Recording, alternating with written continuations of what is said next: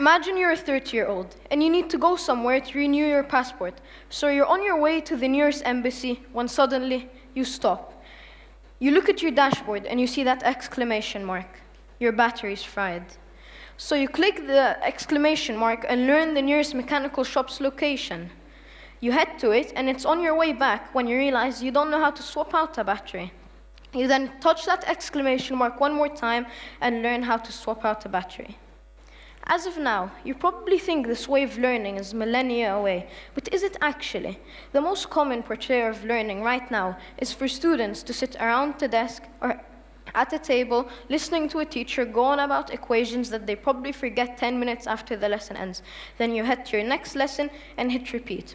Over the past few years, teaching has progressed at a pace like never before. We went from chalkboards and floppy disks to smart screens and Google to answer all of our questions and AI to do all of our work. So what's next? What's going to have more than the world's knowledge at our fingertips? Well, in the past few years, we've seen online learning come into play and is now used whenever it's not worth coming into school, as we saw on Ramadan Fridays. It also means that we can learn from anywhere at any time if needed. People worry as technology rapidly changes that the vocation of teaching will become extinct and be replaced by AI that can teach. Although I don't think this would be for the better, as AI can't understand human emotions, meaning it wouldn't be able to connect the same way a teacher does with their student. Over the next 20 years, we're expected to see a rapid change in the way the education system is. A large percentage of people expected to completely reform itself to a more personalized and self-organized education. Teachers will provide their students with tools and software that will constantly adapt to their capabilities. If a student can do trigonometry really well, but can't do graphs, they will get assignments to help them understand graphs. As well as being able to target their weak points, students will also have tools that will constantly allow them to make sure they are going down the right path.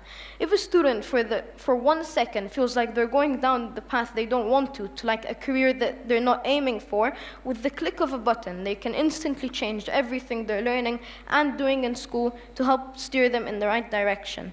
Another difference we're already starting to see is that we'll become a lot less reliant on essay assignments, as they can be easily aced when asking an AI to do them for you. We also expect exams to become much less critical in the future, as most teachers worry that current day exams are made for you to cram material into your head to forget the next day. For example, we might be assessed on 3D printing a leg for someone DT. This would be great, as we could evaluate how practical and useful our leg is, other than the fact that it's more fun than a 2-hour exam. Mark schemes will also become a lot less important, as teachers can sometimes see a correct answer, but be forced to mark it as wrong because a paper is telling them to do so. LinkedIn, the business-based social media platform, is expecting 150 million more jobs to come out in the next 5 years just to do with technology. This means that today's curriculum will also have to rapidly change to allow pupils to perform these tasks.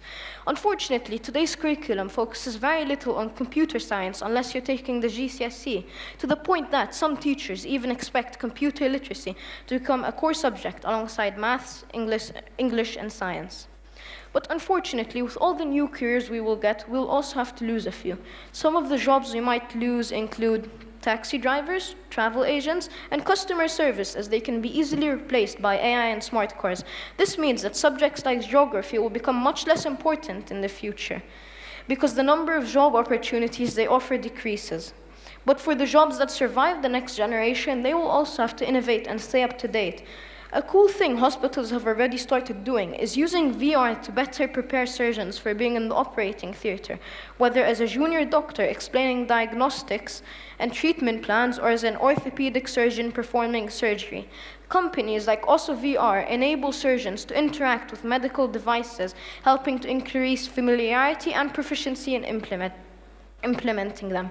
They've also been used in medical college cadavers, so college students can study the human anatomy without needing a corpse to do so. This is great, as every time you want to open your book at night and revise what you're going to have in your exam the next day, all you have to do is just put on a headset and you can have the exact same model, if not better. As we enter this new era of technology, we will also be entering a new era in education, more focused on preparing students for the work they will actually do than for exams they will take. As my science teacher, Mr. Rahil Kalim always says, in this room is the next generation, meaning that everyone in this classroom is going to be the future and has to be taught in the most effective way. Taking everything into account, the message I want you to remember today is that learning score, which is and which will always be gathering and understanding new information, even if from time to time we have to ask ourselves, where do we go from here? Another thing I learned while I was writing this message is that I wanted to add a paragraph on, how we'll assess ourselves in the future. But for some reason, the only answer I ended up getting is that there is no mark scheme.